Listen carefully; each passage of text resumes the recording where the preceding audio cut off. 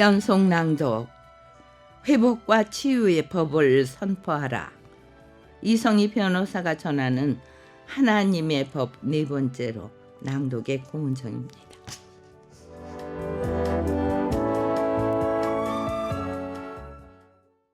민서는 그 후 정상으로 일반 초등학교에 입학해서 현재는 영재라는 소리까지 듣고 있다. 친구들과 만나면 진화론의 허구와 창조론의 진실을 논증하느라고 정신이 없을 정도다. 민서 아빠에게도 변화가 찾아왔다. 민서 아빠는 그전에 어느 유명인과 성경 공부를 했었지만 도저히 성경이 믿어지지 않아서 예수님을 안 믿기로 결심했던 터였다. 민서 엄마가 내게 찾아와 예수님을 영접한 직후에도 그런 남편 얘기부터 했었다. 남편도 이 예수님을 믿었으면 좋겠는데 어떻게 하면 좋을지 모르겠다는 얘기였다. 그때 내가 조언을 했다. 이 시간에 민서 엄마가 예수님을 영접했다고 해서 갑자기 남편에게 잘해주거나 못해주면 안 됩니다. 평소처럼 하세요.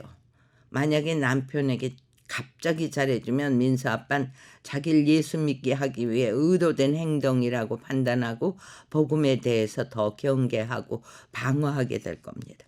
또 갑자기 남편을 잘 섬기려고 하면 언젠간 민서 엄마가 지치게 됩니다. 내가 뭐 하는 짓인가 싶어서 어느 날 감정적으로 폭발하게 되죠. 그러면 그 일이 남편에게 큰 후유증을 남깁니다. 물론 은혜가 넘쳐서 남편에게 잘하는 건 좋지만 인위적으로 잘하려고 하면 그만큼 부작용이 심하다는 뜻입니다. 그러니 민서 엄마는 이제부터 예수님의 이름으로 기도만 하세요. 그러면 민서 아빠는 민서를 보면서 달라질 겁니다. 달라진 민서를 보면서 묻게 될 겁니다. 왜 민서가 달라졌냐고. 그러면 그때 예수님을 전하시면 됩니다.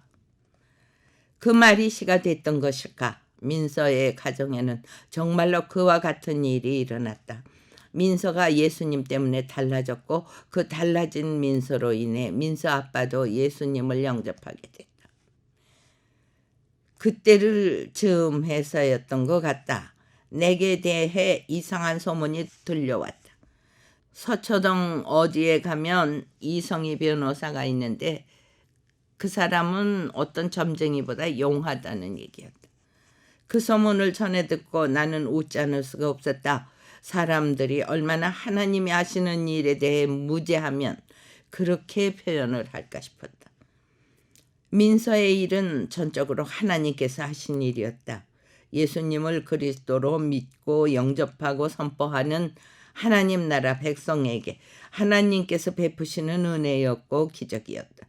그 은혜와 기적은 민서뿐 아니라 예수님을 영접하고 따르는 하나님 나라 백성이라면 누구에게든 일어날 수 있는 사건이었다.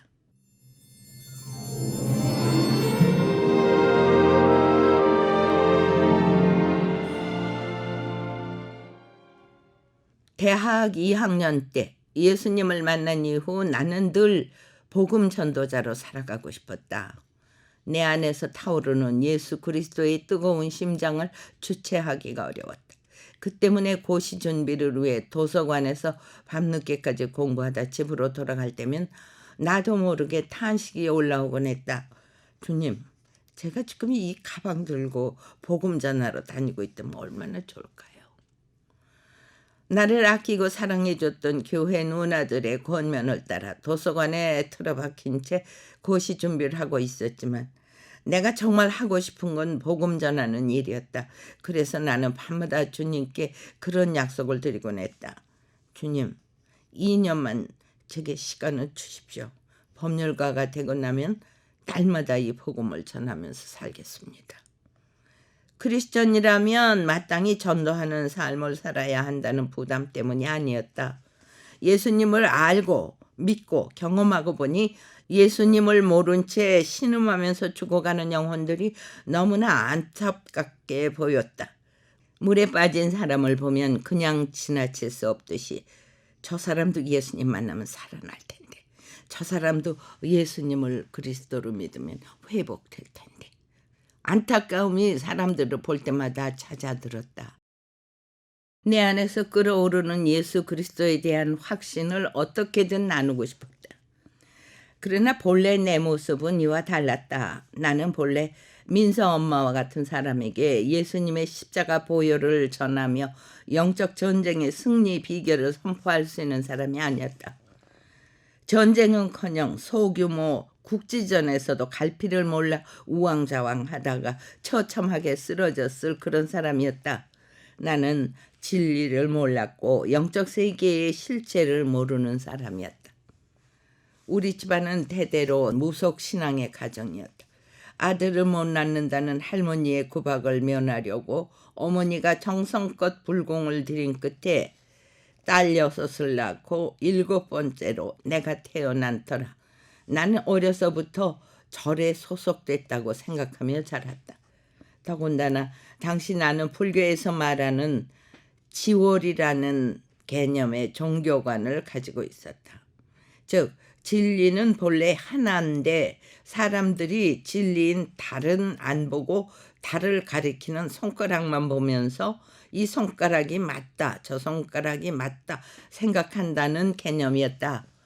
예수든 부처든 어차피 진리가 동일한 것이라는 이 개념은 생각해보니까 기왕이면 동양 사람인 나는 불교를 택해서 진리에 도달하는 길을 찾는 게 맞겠다는 결론이었다.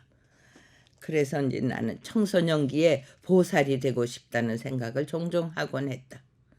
그것은 남다르게 불우했던 우리 가족 환경의 영향 때문이었다. 내가 하루빨리 속세를 떠나 보살이 돼야만 우리 집에 평화가 찾아올 거라는 이상한 믿음이 있었다. 그만큼 우리 집에 평안과 기쁨이 없었다.